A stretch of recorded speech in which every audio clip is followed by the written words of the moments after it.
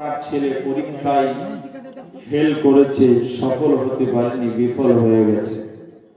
ওই ছেলেটিকে কি ভর্তি নেবে? ভর্তি নেবে না। ওই মেয়েটি যেমন সফল হতে পারলো না, মেয়ের বাপ যেমন সফল হলো না, আমি ছেলের বাপ, আমিও সফল হতে পারলাম না। সফলতার স্বপ্ন ছিল আমার, ব্যর্থ হয়ে গেল। আল্লাহ তাআলা ব্যবসাদার যারা ব্যবসা করছেন, ব্যবসায় যদি লস লেগে যায়, প্রথম বছরে লস হলো, আবার দ্বিতীয় বছর লাভের অনেক আশা করে আবার যখন ব্যবসা শুরু করলো, দ্বিতীয় বছরেও সে লস লেগে গেল, ওই ব্যবসাদারকে কিন্তু সফল ব্যবসাদার বলা যাবে না, তাকে বিফল ব্যবসাদার বলা যাবে। ঠিক একইভাবে আমি আপনি দুনিয়াতে আছি, আল্লাহ আমাদেরকে পাঠিয়েছেন একটা উদ্দেশ্য নিয়ে আমরা এসেছি। আমরা যদি দুনিয়াতে আল্লাহ তাআলার পুঙ্খানুপুঙ্খ রূপে যদি কাজ করতে না পারি, তাহলে আমাকে আপনাকে দুনিয়াতে সফল মানুষ বলা যাবে না। আল্লাহ তাআলা আখিরাতে একটা জীবন রেখেছেন, সেই জীবনে কিন্তু আমরা উত্তীর্ণ হতে পারবো না, আমরা বিফল হয়ে যাব। আজকের আমার বক্তব্যের বিষয় হবে সফলতা বনাম বিফলতা, সফল কারা, বিফল কারা। এই বিষয়ে কোরআন এবং হাদিস থেকে কিছু কথা আপনাদের সামনে আলোচনা করব ইনশাআল্লাহ তাআলা। চলুন আগে যাই, আলোচনা শুরু করি। বিসমিল্লাহির রহমানির রহিম। ومن أعرض عن ذكري فإن له معيشة ضنكا ونحشره يوم القيامة أعمى قال رب لم حشرتني أعمى وقد كنت بصيرا قال كذلك آتتك آياتنا فنسيتها وكذلك اليوم تنسى। আল্লাহ তাআলা বলেন, ওয়ামান আরাদা আন যিকরি, যে মানুষগুলো হলো মুখকে ফিরিয়ে নেওয়া, এরাজ করা, যে মানুষগুলো মুখকে ফিরিয়ে নিল।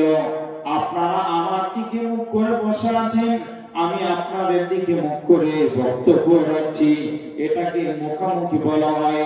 এখন আপনারা সকলে যে আমার দিকে মুখ করে আছেন, আমার দিকে যদি পিছন করে নেন আর পিছন দিকে যদি মুখ করে নেন, তাহলে আপনাদেরকে বলা হবে এরাজ করা।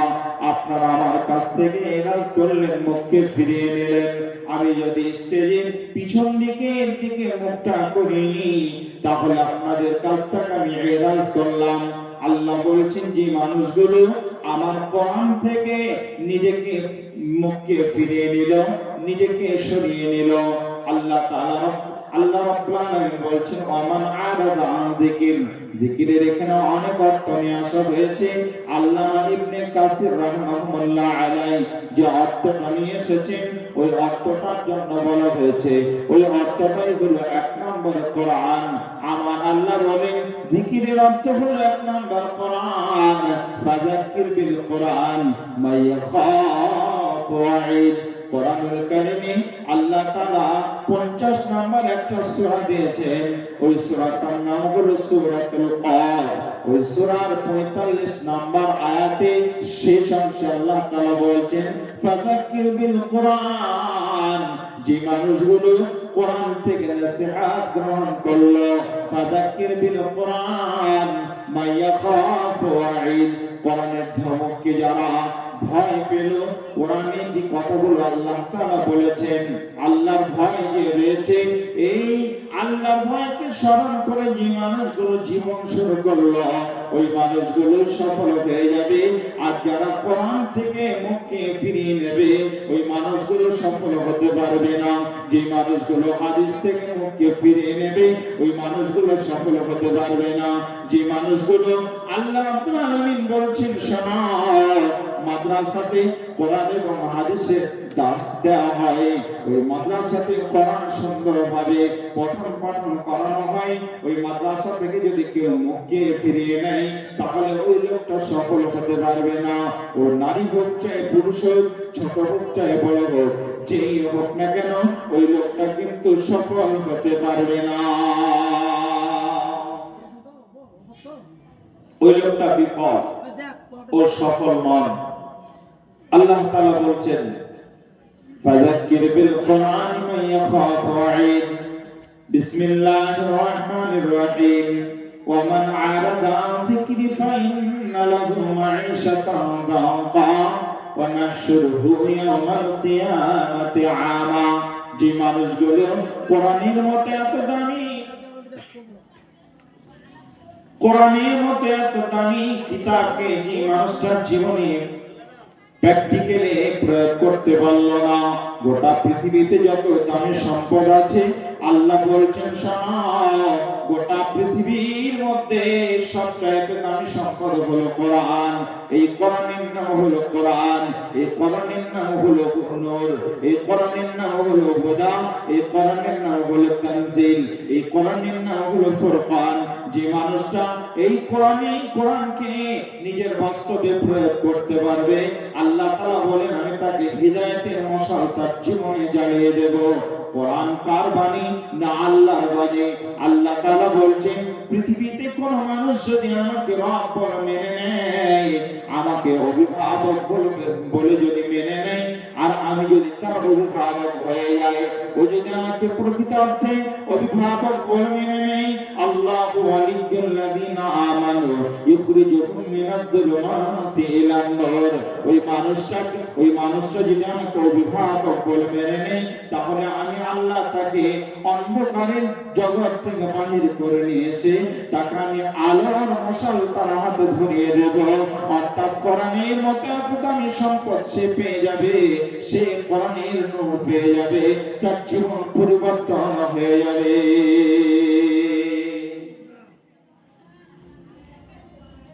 জি ভাই, আল্লাহ নিজেই বলছেন পৃথিবীতে যত সম্পদ আছে সব সম্পদগুলোকে জমিনের উপরে জমিনের নিচে যত সম্পদ আছে সব সম্পদগুলোকে যদি একদিকে রাখা হয় আর কোরআনকে যদি একদিকে রাখা হয়, মুমিনের কাছে কার দাম বেশি হবে? জোরে বলেন।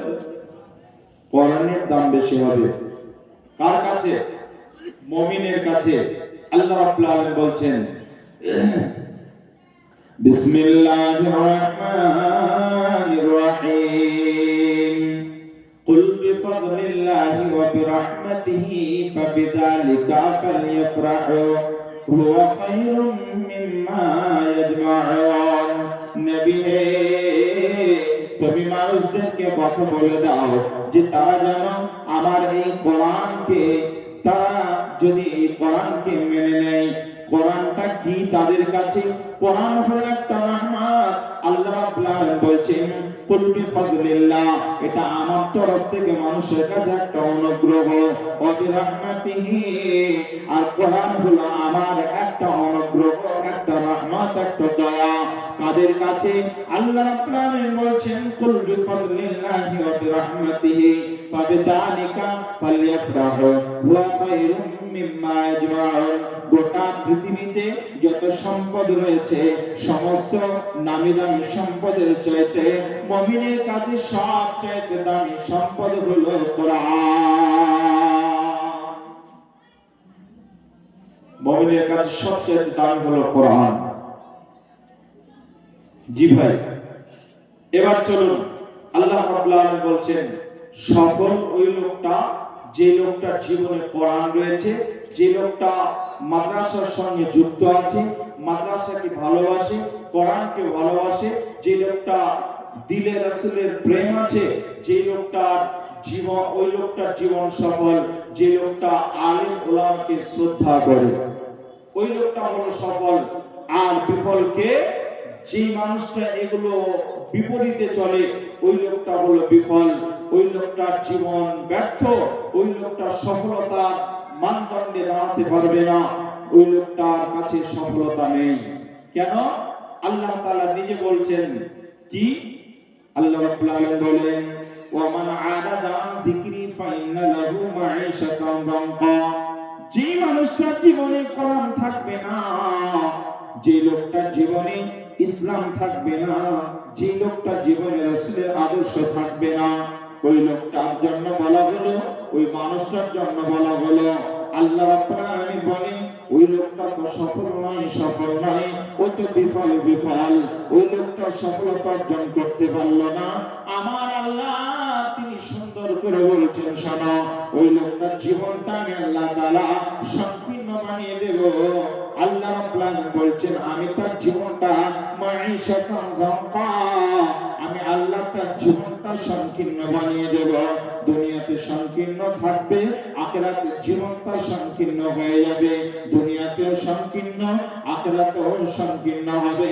শুধু তাই নয়, আল্লাহ রাব্বুল আলামিন বলেছেন ওয়া নাহশুরুহু ইয়াওমাল কিয়ামাতি আমা, আমি আল্লাহ তাআলা ওই মানুষটাকে কিয়ামতের দিন অন্ধ অবস্থায় তাকে তুলাবো। কবর থেকে আল্লাহ তিনি অন্ধ অবস্থায় উঠাবেন। জি ভাই, আমি আপনি চোখ দিয়ে সব দেখতে পাচ্ছি, আমার চোখ দিয়ে আপনারা যারা বসে আছেন সকলকে আমি দেখতে পাচ্ছি, আপনারা আমাকে দেখতে পাচ্ছেন। পাচ্ছেন কি পাচ্ছেন না? জি পাচ্ছেন। এখন আপনাদের যদি আমি দেখতে দেখতে হঠাৎ করে যদি আমার এই চোখ বন্ধ হয়ে যায়, এখন আমি আর কিছু দেখতে পাচ্ছি না, আপনারা নিজের চোখটা ধরেন, দেখেন কিছুই দেখতে পাবেন না, চোখটা একটু বন্ধ করেন, কিছুই দেখতে পাবেন না।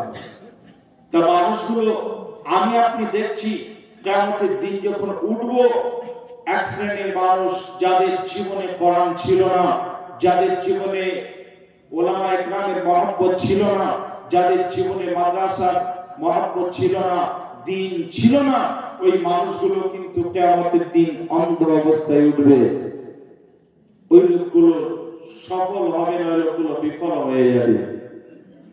ওই লোকগুলো আল্লাহ রাব্বুল আলামিন বলেন ওই লোকগুলো যখন কিয়ামতের দিন উঠবে, অন্ধ অবস্থায় উঠবে, অন্ধ অবস্থায় ওঠার পর লোকগুলো বলবে ক্বালা রাব্বি লিমা হাশারতানি আমা, আল্লাহ তাআলা আমি কি করে আজকে অন্ধ হয়ে গেলাম, মাবুদ গো আমি কি করে অন্ধ হলাম, আমার তো চোখ ছিল, আমি চোখ দিয়ে আমার ছেলেকে দেখেছি, মেয়েকে দেখেছি, স্ত্রীকে দেখেছি, আব্বাকে দেখেছি, মাকে দেখেছি, আত্মীয় স্বজন, প্রতিবেশী, গ্রামবাসী, এলাকাবাসী সকল মানুষকে দেখেছি, আজকে আমি কি করে অন্ধ হয়ে গেলাম।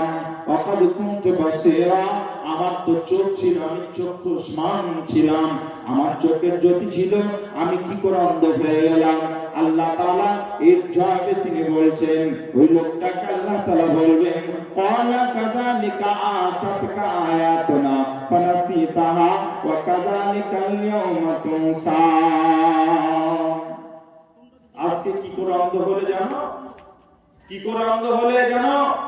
আমি আল্লাহ তাআলা তোমাকে চোখ দিয়েছিলাম, কিন্তু চোখের হক তুমি আদায় করনি, চোখের হক তুমি আদায় করনি। চোখ তোমাকে আমি দিয়েছিলাম কোরআন দেখার জন্য, মাদ্রাসার প্রতি সুনজর রাখার জন্য, উলামায়ে কেরামের প্রতি সুনজর রাখার জন্য, এই কারণে আমি চোখ দিয়েছিলাম, কিন্তু চোখ দিয়ে তুমি ভালো কিছু দেখোনি, ওই চোখ দিয়ে ভালো কিছু দেখোনি। আল্লাহ তাআলা নিজেই বলছেন ওয়ামান কানা ফি হাদিহিল আমা ফাহুয়া ফিল আখিরাতি আমা।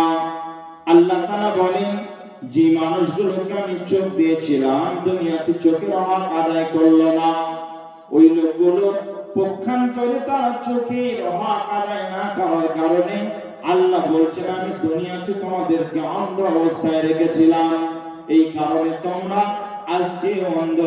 ওমান কানা ফি হাদিহিল আমা ফাহুয়া ফিল আখিরাতি আমা ওয়া আদাল্লু সাবিলা।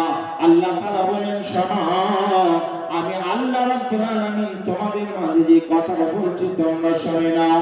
দুনিয়াতে তোমাদের চোখ ছিল, কিন্তু চোখ দিয়ে ভালো কিছু দেখোনি, এই জন্য আমি আল্লাহ আজকে তোমাকে অন্ধ অবস্থায় রেখেছি, তোমাকে আমি আজকের দিনে অন্ধ অবস্থায় উত্থিত করলাম। এবার আমি আপনাদের সামনে সামান্য দুটি কথা বলবো। একটা কথা হলো এই, আল্লাহ বলছেন প্রথম আয়াতে মাঈশাতান যানকা, জীবন সংকীর্ণ হয়ে যাবে, দুনিয়ার জীবন সংকীর্ণ, আখিরাতের জীবন সংকীর্ণ। কেমন? আপনাদের সামনে দুটি একটা কথা বলছি। ভাইজান, আমার কথা কি আপনাদের বুঝতে অসুবিধা হচ্ছে? আপনারা বলেন, অসুবিধা হচ্ছে?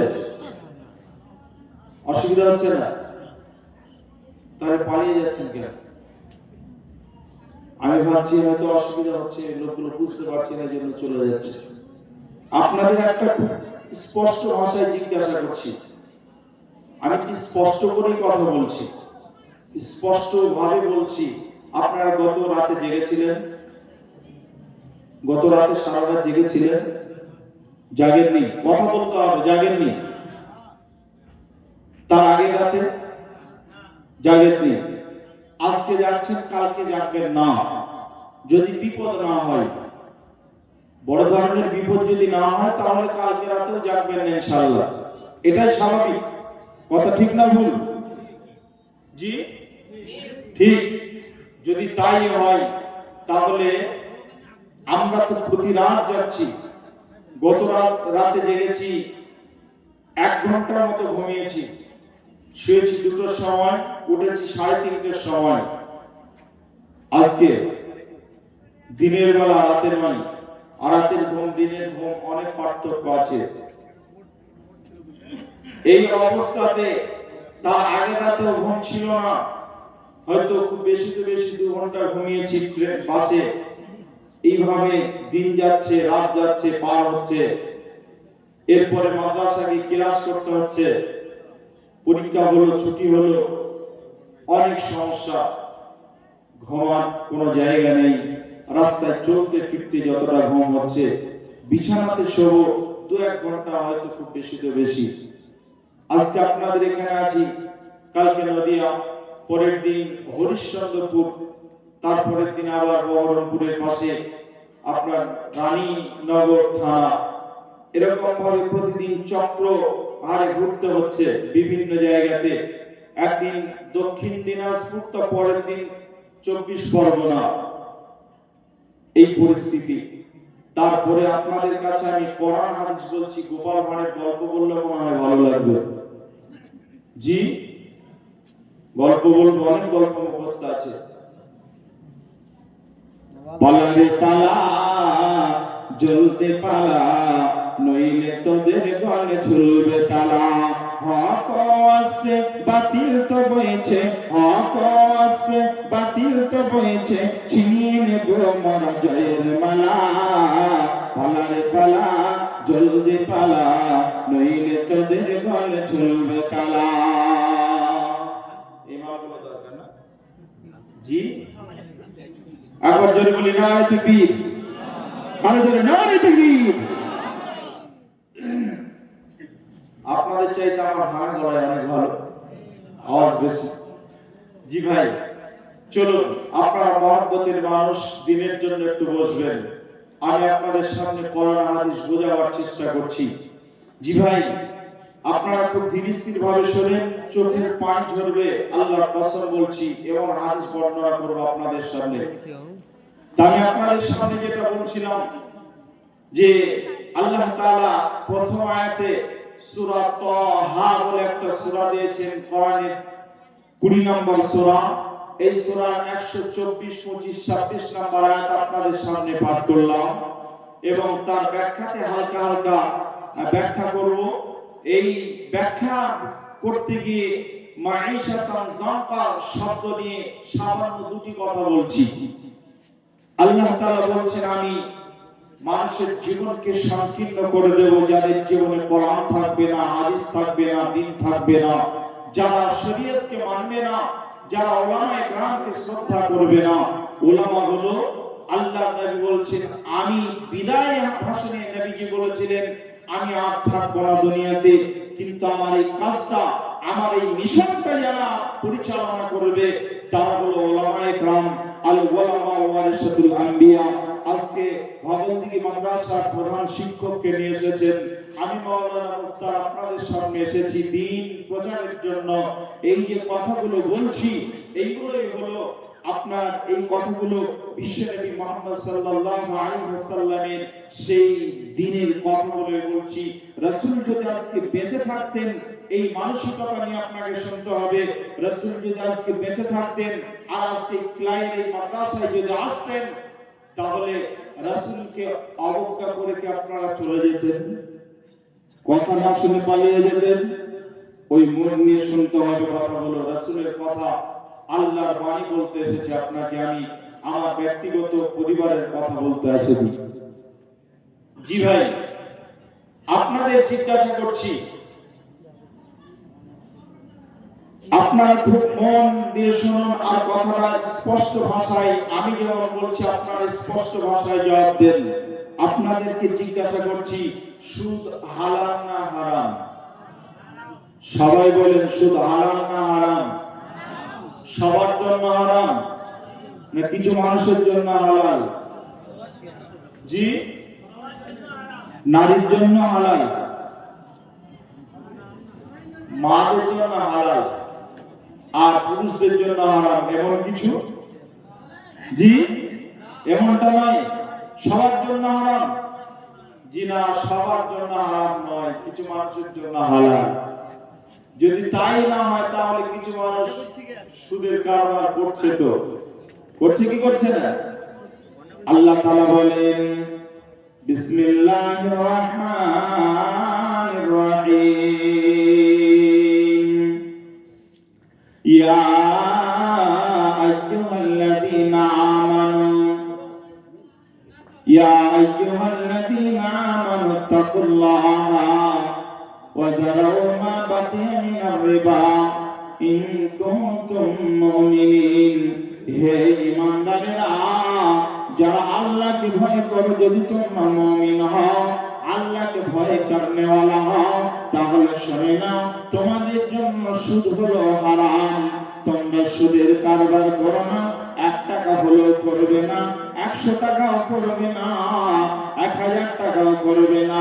বন্ধুরা আমার, আপনাদের কাছে যে একটা বললাম, আল্লাহ বলছেন, ইয়া আইয়ুহাল্লাযীনা আমানু তাকুল্লাহ, হে ঈমানদারেরা, যারা আল্লাহকে ভয় করো, হে ঈমানদারেরা, যারা তোমরা নিজেকে মুমিন বলে, ইন কুনতুম মুমিনিন, যারা নিজেকে মুমিন বলে দাবি করো আর আল্লাহকে ভয় করো, ওই মানুষগুলোকে আল্লাহ তাআলা বললেন, তোমাদের জন্য আমি সুদকে হারাম করে দিলাম। যে মানুষগুলো মুমিন নয়, ওই মানুষগুলোর জন্য কিন্তু সুদ হারাম নয়। জি, সুদখোর, একজন সুদখোর, পাকা সুদখোর, আমার গ্রামের কথা বলছি, আবার ইউটিউব হচ্ছে, সকালবেলা আমার বাড়ি গেলে বলবে কিনা জানি, তাও বলছি ভাই, হক কথা বলতে হবে, সে যদি বাপ হয়। একটা লোক আছে বড় সুদখোর, তাকে বলছি, ভাই সুদের কারবার ছেড়ে দেন, জমি জায়গা তো অনেক কিছু করলেন, সব তওবা করুন আর ছেড়ে দেন, আপনি পূর্ণাঙ্গ মুমিন হয়ে যান, মুসলমান হয়ে যান, ইস্তেগফার করুন।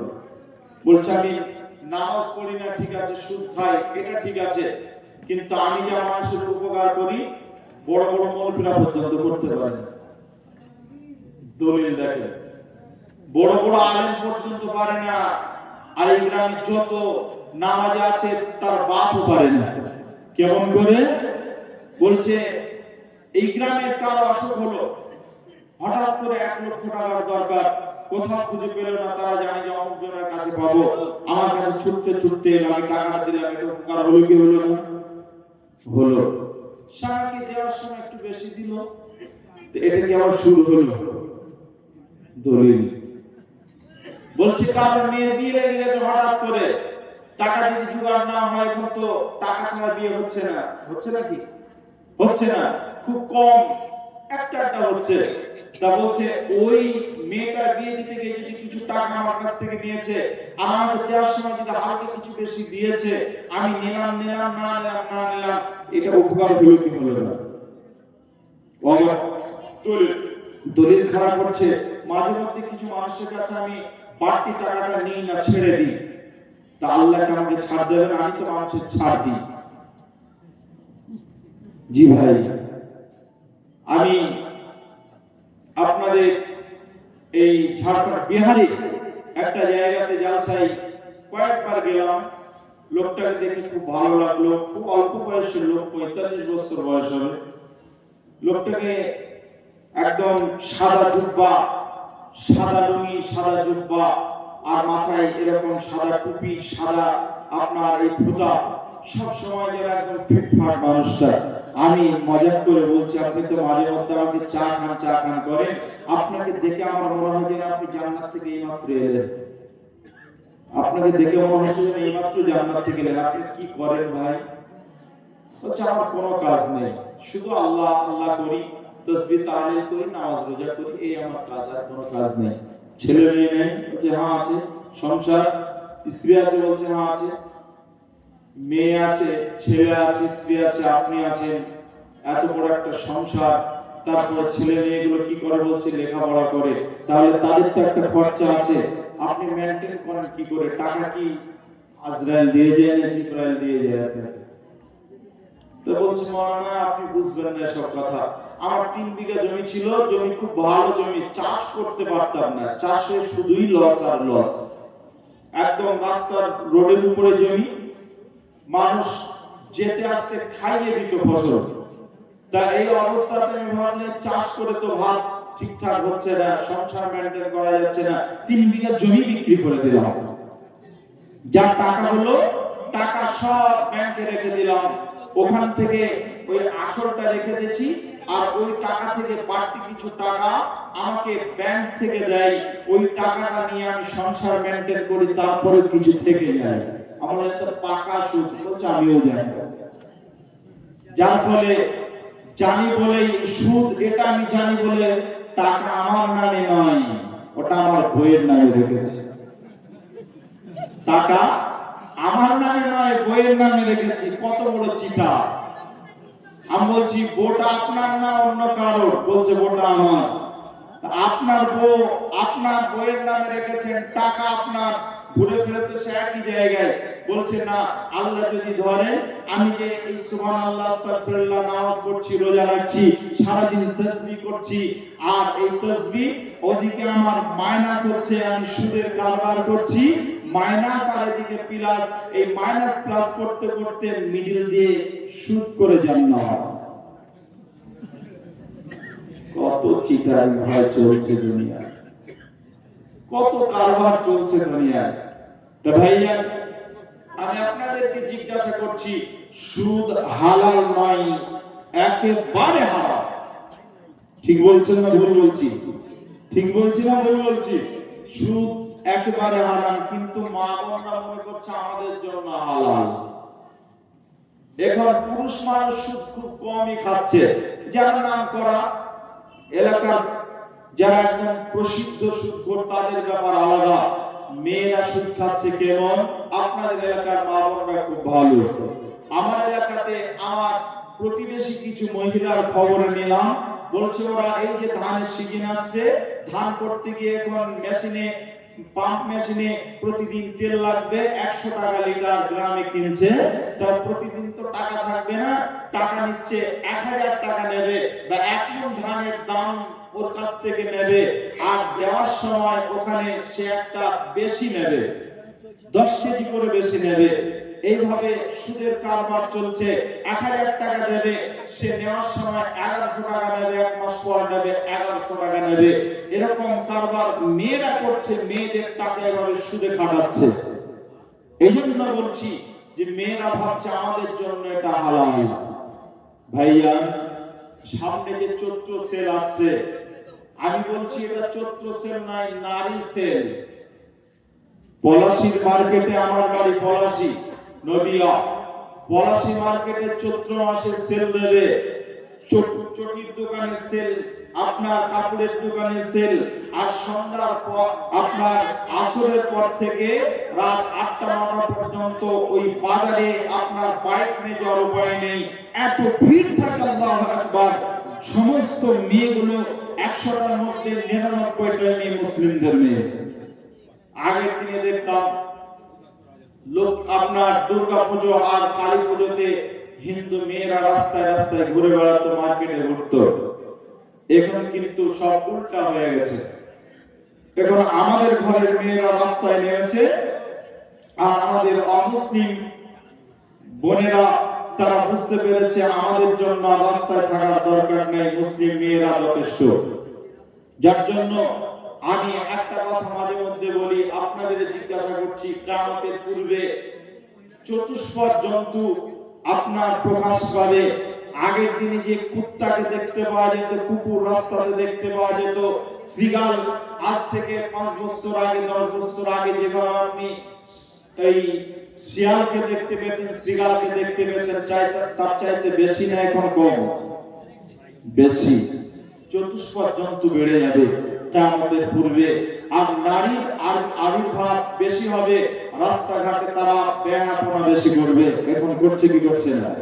করছে। এজন্য বলি, আমি মাঝে মধ্যে কথা বলি যে আজকে নারীরা গ্রুপ লোন করছে কি করছে না? আপনাদের এলাকার মেয়েরা গ্রুপ লোন করে? গ্রুপ লোন চিরদিনের জন্য হারাম। যদি কোনো মায়ের বেটা থাকে এসে আপোষ করুক, আমার সঙ্গে প্রমাণ করুক। গতকাল বক্তব্য রেখেছি, এই গ্রুপ লোন করা যাবে না কথা বলেছি।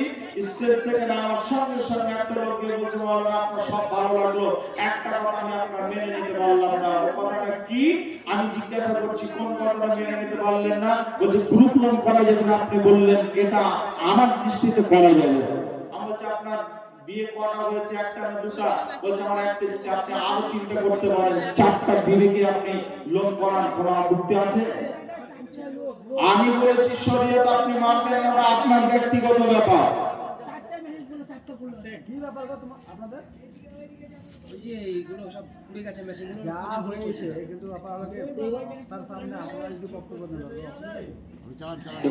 ছেড়ে দেন মা বোন, আপনারা চুপচাপ শোনেন। এখন আর যেহেতু কিছু করা যাবে না, মরে গেলে ওই মানুষটাকে আর বাঁচানো যায় না। যায় একটা লাশ হয়ে গেছে, একটা মানুষ মরে গেছে, প্রমাণ হয়ে গেছে একটা লাশ। ওই লোকটাকে আর জীবন দিতে পারবে কোন ডাক্তার, কোন মানুষ পারবে? তা আজকের অবস্থা তাই হয়ে গেছে। প্রজেক্টওয়ালা ভাই, ওর প্রজেক্ট সব পুড়ে লাশ হয়ে গেছে, এখন আর জান দিতে পারবে না। এখন চুপচাপ আপনাদের শুনতে হবে। মা বোন ধীর স্থির ভাবে শোনেন। মা বোন আপনারা ধীর স্থির ভাবে শোনেন। আর আপনাদেরকে বলছি, এগুলো কিয়ামতের আলামত, কিয়ামত নয়, কিয়ামতের আলামত। মেয়েরা যে রাস্তা রাস্তায় ঘুরে বেড়াচ্ছে, আপনাকে মানছে না, আপনি একজন স্বামী, এরপরে আপনার ইজ্জত তার কাছে নেই, আপনার কথা মতো চলছে না, এগুলো সব একদম বিলকুল কিয়ামতের আলামত। কিয়ামতের আলামত এসে গেছে, তাই তো ঘরের নারী রাস্তায় নেমেছে। কিয়ামতের আলামত এসে গেছে, তাই তো ঘরের নারী রাস্তায় নেমেছে।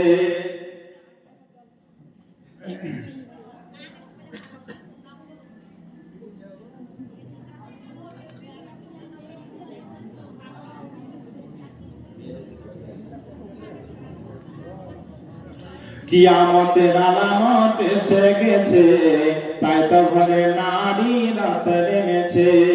বুরকা ছাড়া বুরকা পড়া, বুরকা ছাড়া বুরকা পড়া, হাট বাজারে ঘুরছে তারা। কেউ বা আবার বুরকা পরে মুখটা খোলা রেখেছে।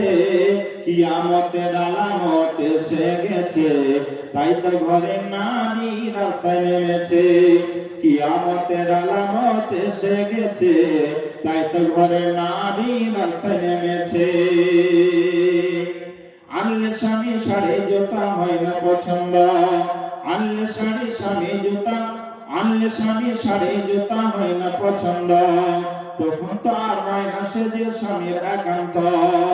আরে ঠোঁট ফোলাইয়া গাল ফোলাইয়া, আরে ঠোঁট ফোলাইয়া গাল ফোলাইয়া, স্বামী থেকে নয় সরিয়া। আরে ঠোঁট ফোলাইয়া গাল ফোলাইয়া, স্বামী থেকে নয় সরিয়া। বাচ্চা বিনা স্বামীর সাথে রাজ্য করেছে। কিয়ামতের আলামত এসে গেছে, তাই তো ঘরে নারী রাস্তায় নেমেছে। কিয়ামতের আলামত এসে গেছে, তাই তো ঘরে নারী রাস্তায় নেমেছে। হাট বাজারে মার্কেটে যাও দেখবে শুধু নারী, হাট বাজারে মার্কেটে যাও দেখবে শুধু নারী। কেউ বা আবার সেজে গুছে করছে দোকানদারি। আছে না নেই? এরকম মেয়ে আছে না নেই? সুন্দর করে ফিটিং ফাটিং করে আরে মাল কিনে দিচ্ছে স্বামী আর দেখানো অন্য কাউকে, এমন ভাবে সেজে দোকানে বসেছে নেই? আছে। হাট বাজারে মার্কেটে যাও দেখবে শুধু নারী, কেউ বা আবার সেজে করছে করছে দোকানদারি, আর সবকিছুতে আছে নারী, আর সবকিছুতে আছে নারী, কেউ বা চালায় হোন্ডা গাড়ি, সবকিছুতে আছে নারী, কেউ বা চালায় হোন্ডা গাড়ি, কেউ বা আবার অফিস আদালতে চাকরি করছে, কিয়ামতের আলামত এসে গেছে, তাই তো ঘরে নারী রাস্তায় নেমেছে, কিয়ামতের আলামত এসে গেছে, তাই তো ঘরে নারী রাস্তায় নেমেছে। ঠিক বলছি না ভুল বলছি? জি, বাস্তব কি অবাস্তব? একদম বিলকুল বাস্তব কথা। আমাদের ঘরের মেয়েরা সব রাস্তায় নেমে গেছে। ভাইয়া, আমরা কিছু মানুষকে দেখছি তারা সুদের সঙ্গে যুক্ত হয়ে গেছে। রাসূলের একটা হাদিস শুনে নেন। বিশ্বনবী বলেছেন, কোন মানুষ যদি 1 টাকা সুদের লেনদেন করে, কোন পুরুষ যদি 1 টাকা সুদের লেনদেন করে, তাহলে নিজে জন্মধাত্রী মা, যে মায়ের পেট থেকে ওর পৃথিবীতে এসেছে, ওই মায়ের সঙ্গে তার স্বামী অর্থাৎ বাপ যেমন মায়ের কাছে গিয়ে যেমন দৈহিক সম্পর্ক করে, নিজের মায়ের সঙ্গে 36 বার জিনা করলে যে পাপটা হয়, ওই পাপটা ওই ব্যক্তির আমলনামাতে লেখা হয়। কোন নারী যদি আপনার 1 টাকা সুদের সঙ্গে লেনদেন করে, সুদের সঙ্গে যুক্ত থাকে, ওই মেয়েটির জন্য একইভাবে বলা হয়েছে, নিজের জন্মদাতা পিতার সঙ্গে 36 বার জিনায় লিপ্ত হলে যে পাপটা হতো, ওই পাপটা তার আমলনামাতে লেখা হবে। একবার জোরে বলা যাবে কি নাউজুবিল্লাহ? আমরা আজ থেকে এই সুদের সঙ্গে যুক্ত থাকবো? কথা বলেন, থাকা যাবে? থাকা যাবে না। মুসলমানের সঙ্গে সুদের কোনো আপোষ নেই, আমরা সুদের সঙ্গে যুক্ত থাকবো না। এবার একটা বাস্তবতা আপনাদের সামনে বলি। কিছু মানুষ আছে দেখবেন তারা ইনকাম করে, কিন্তু কোরআন হাদিসের দৃষ্টিতে তাদের ইনকামটা বিলকুল হারাম। আছে না নেই? আছে। ওই মানুষগুলোকে দেখবেন অগাধ টাকা, বহু টাকার মালিক, কিন্তু ওই লোকগুলোর বাড়ির খবর নেন, দেখবেন বাড়িতে শান্তি নেই। ও তার কথা শুনে না, মেয়ে তার কথা শুনে না, ছেলে তার কথা শুনে না, লোকটার জীবনে শান্তি বলে কিছু নেই। বাস্তবতায় দেখছি। জি ভাই, বাস্তবতা এটা। তার জীবনে শান্তি নেই, সুখ নেই। বাড়ি যাচ্ছে সারাদিন, সে অফিসে কাজ করছে, সারাদিন সে ব্যবসার কাজে ব্যস্ত থাকছে, যখন বাড়ি যাচ্ছে স্ত্রী তাকে খাবারটা খুলে পাশে বসে খেতে দিচ্ছে না, একা খুলে তাকে খেতে হচ্ছে। এরকম বহু মানুষ সমাজে আছে। কেন না, তারা কোরআনের বিরুদ্ধে তারা অবস্থান নিয়েছে। কোরআন বলছে ব্যবসা হালাল, কিন্তু হালাল করে ব্যবসা করতে হবে, তাহলে হালাল। যদি ওটা হারাম উপায়ে করে তাহলে ওটা হারাম হয়ে যাবে। এই হারাম ইনকাম করার কারণে তাদের সংসারে শান্তি বলতে কিছু নেই। তাদেরকে চামড়ার চোখে উপরে দেখা যাবে যে অনেক শান্তিতে আছে, কিন্তু বাস্তবতায় তারা শান্তিতে নেই। কোরআন বলছে তাদের জীবনটা আমি সংকীর্ণ করে দিয়েছি, মাঈশাতান দানকা। কোরআন না মানার কারণে তাদের জীবন সংকীর্ণ হয়ে গেছে। এবার আপনাদের একটা কথা বলি। এক হাজী সাহেব আপনাদের গ্রামের মাস্টার মশাই, তিনি মাস্টার মানুষ, হজ করে এসেছেন। তার ছেলে এবছরে চাকরি পেল, মাস্টার চাকরি পেল, হাই স্কুলের চাকরি হলো। ওই হাজী সাহেব আজকের সভাপতিকে বলছেন, মাওলানা আপনি তো বিভিন্ন জায়গায় ঘোরাফেরা করেন, আমার ছেলেটা দেখতেও খুব সুন্দর, আপনি দেখেছেন, আমার বাড়িতেও আপনি গেছেন, আপনার সাথে আমার খুব আতাত রয়েছে, খুব ভালো সম্পর্ক রয়েছে।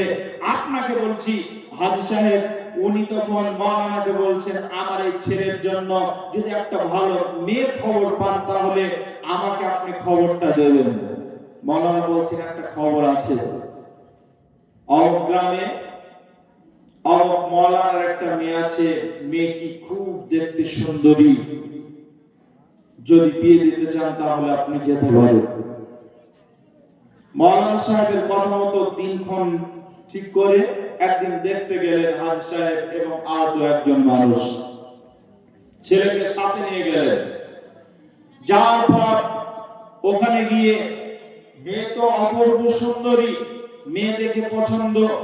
হাজী সাহেব খোঁজ নিচ্ছে নামাজ পড়তে গিয়ে ওই লোকটা অবস্থা কেমন, লোকটা কেমন দিতে পারবে, মানুষের কাছে খোঁজ নিল।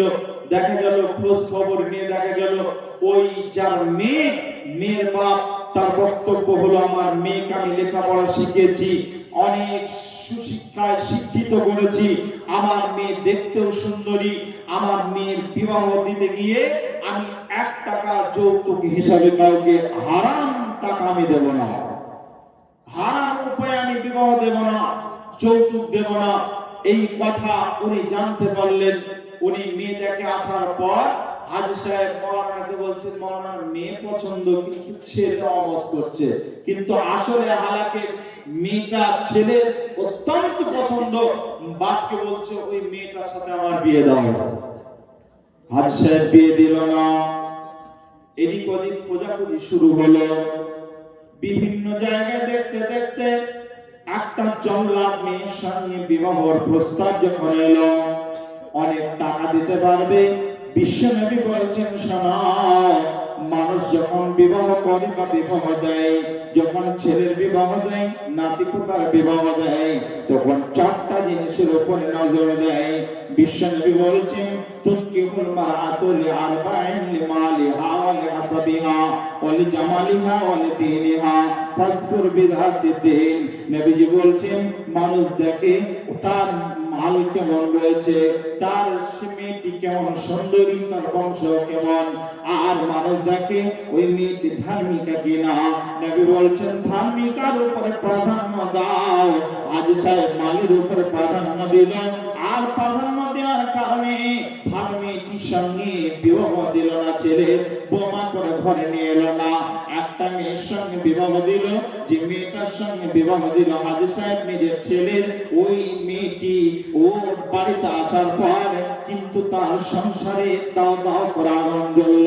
কেমন করে আগুন জ্বলল, যে বাড়িতে বিবাহ দিতে গেল ওই মেয়ের বাপ দেখলো এই লোকটা তো হাজী মানুষ, ইনি নিজেও চাকরি করতেন, ছেলেটাও হাই স্কুলের মাস্টার, এত সুন্দর সুযোগ ছাড়া যাবে না।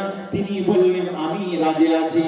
মেয়েটির সঙ্গে বিবাহের জন্য রাজি হয়ে গেলেন, মেয়ের বাপ ছেলের সঙ্গে বিবাহ দিতে রাজি হলেন, কিন্তু অত টাকা জোগাড় করার মতো তার আর্থিক কোনো ক্ষমতা নেই।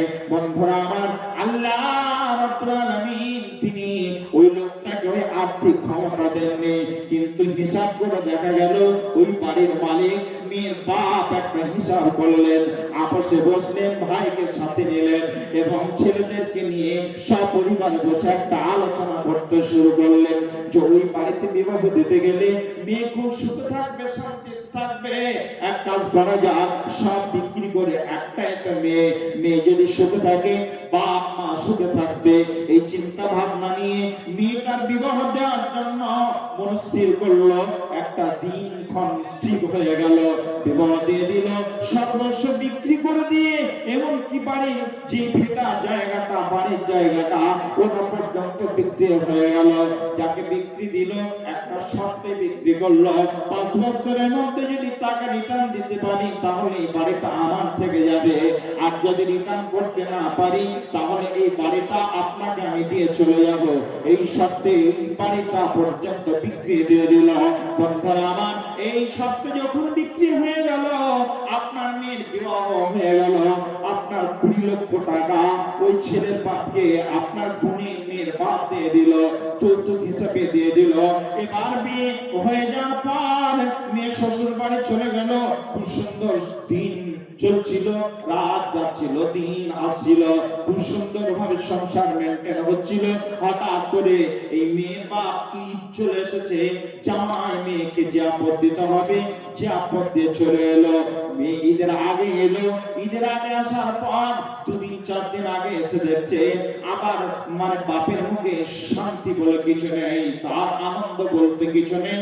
মা যেন মন মরা পাগলির মতো ঘুরে বেড়াচ্ছে, ভাইগুলো যেন এতিমের মতো ঘুরছে। মেয়েটা বিয়ের পর 6 মাস প্রায় 1 বছর পর্যন্ত আসেনি, 6-7 মাস আসেনি। হঠাৎ করে এসে এই দৃশ্য দেখছে। মেয়ে তো জানে না সর্বস্ব বিক্রি হয়ে গেছে।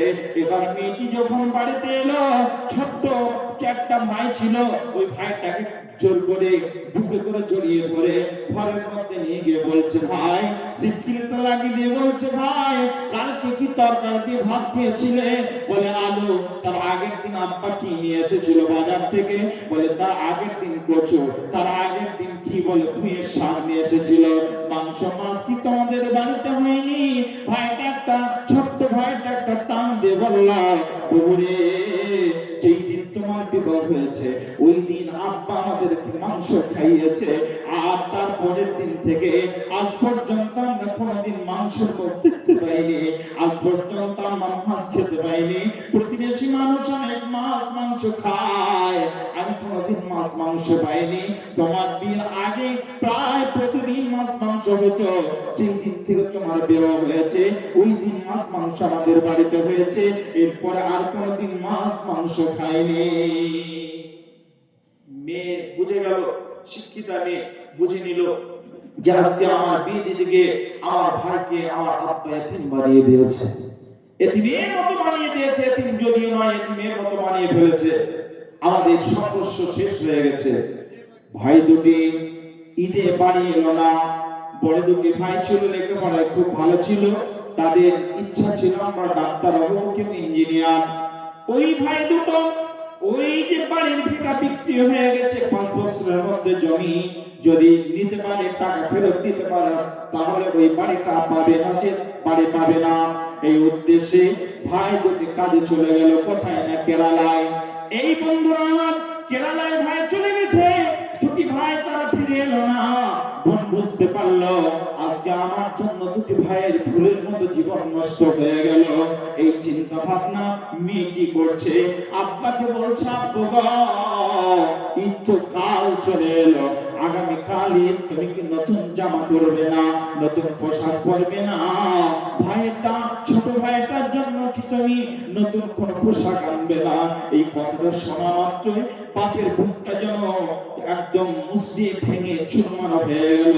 বাপ ওখানে কোন রকম ছলনা করে পাশ কাটিয়ে গিয়ে, বাপ ছলনায় পাশ কাটিয়ে ভাইটা করলো কি, বাপ আড়ালে গিয়ে চোখের পানি হচ্ছে যে আমার জীবনটা শেষ করে দিয়েছে ওই হতভাগা যার সঙ্গে আমার মেয়ের বিবাহ দিয়েছি, ডাকাতের বাচ্চা ডাকাত আমার মেয়ের জীবনটা শেষ করে দিয়েছে, আমার জীবনটা শেষ করে দিয়েছে, এত সুন্দর একটা সংসার সব নষ্ট করে দিয়েছে।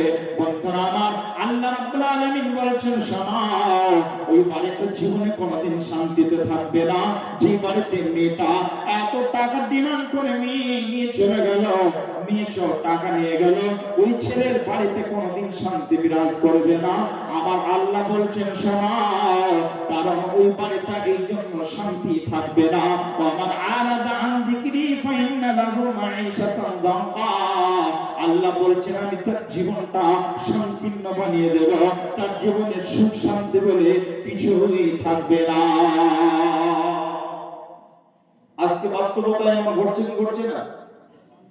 পণ্যের কারণে সুন্দর সংসার আগুন জ্বলে যাচ্ছে কি যাচ্ছে না? কথা বলে যাচ্ছে কি যাচ্ছে না? যাচ্ছে। ওই বাড়িতে শান্তি বলে কিছুই থাকছে না।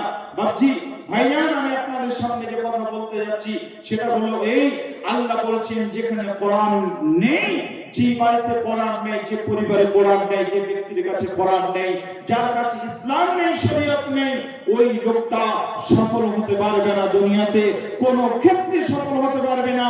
সর্বত্র সর্ব অবস্থাতে সমস্ত জায়গাতে লোকটা বিফল হবে, বিফল হবে, বিফল হবে। এই কথা আল্লাহ নিজে বলছেন, মাঈশাতান দানকা। যারা কোরআনের বিরুদ্ধে চলবে, যারা কোরআন থেকে মুখকে ফিরিয়ে নেবে, আমি আল্লাহ তাআলা তাদের জীবনকে সংকীর্ণ বানিয়ে দেব। মাঈশাতান দানকা, তাদের জীবন সংকীর্ণ হয়ে যাবে। এগুলো দুনিয়ার কথা হলো। এবার চলুন আখিরাতের একটা কথা বলে আমার বক্তব্যকে গুটিয়ে দেব। জি ভাই, আখিরাতের কথা বলে আমার বক্তব্য কি করব? কি আখিরাতের কথাটা একটু মন দিয়ে শুনুন। বিসমিল্লাহির রহমানির রহিম।